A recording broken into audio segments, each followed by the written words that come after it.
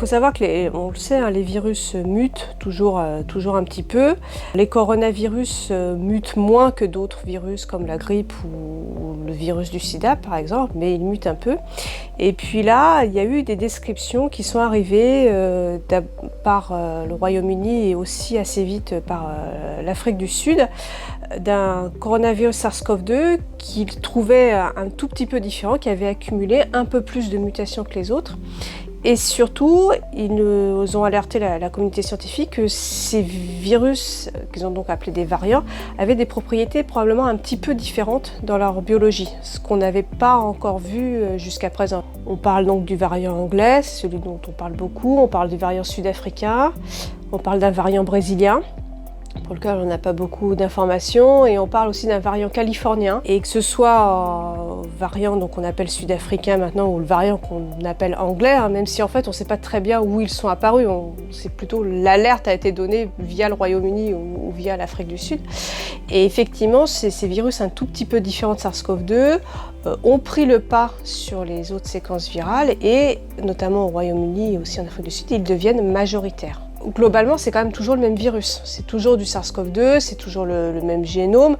C'est quelques mutations parmi les 30 000 nucléotides du virus. Donc c'est pas non plus un virus totalement différent, loin de là. On est toujours bien sur du SARS-CoV-2. On ne voit pas non plus de différence, par exemple, clinique. En tout cas, c'est pas documenté, il n'est pas plus sévère, ces variants ne sont pas plus sévères, en tout cas il n'y a pas d'indication là-dessus. Par contre, il semblerait qu'ils sont plus contagieux. Le virus, quand il se multiplie, qu'il se reproduit, donc il doit multiplier son génome, ses nucléotides, et puis de temps en temps il fait des erreurs.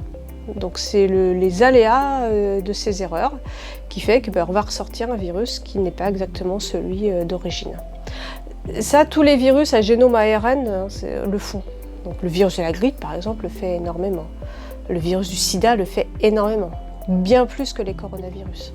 Et donc plus on a de multiplication, plus on a de chances de voir apparaître ce type d'erreur. Ce qui commence à être vu, c'est qu'il y a certaines des mutations qui sont sur la protéine de Spike, donc qui est la protéine qui est vraiment très importante pour permettre l'attachement du virus et l'entrée dans la cellule. Et il y a notamment certaines des mutations qui sont vraiment sur le domaine d'attachement entre la protéine Spike et la protéine qui permet l'entrée, qui s'appelle le récepteur ACE2.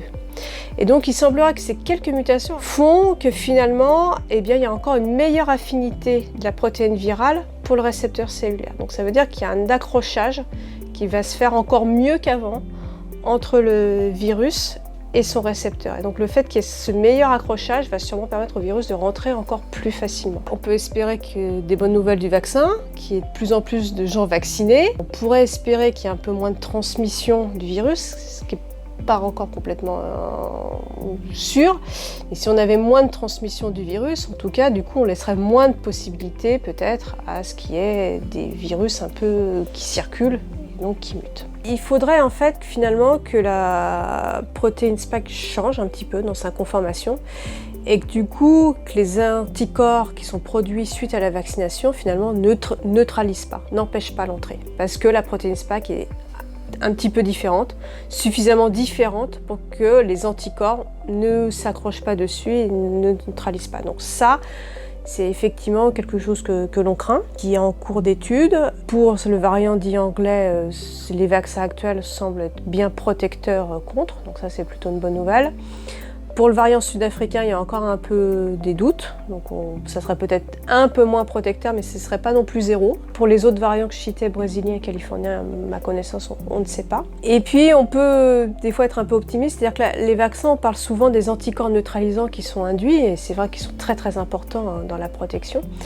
Mais il y a aussi un autre bras de l'immunité qui est l'immunité cellulaire, et les lymphocytes T, qu'on a des fois un peu plus de mal à évaluer leur potentiel, mais eux pourraient aussi avoir un effet protecteur.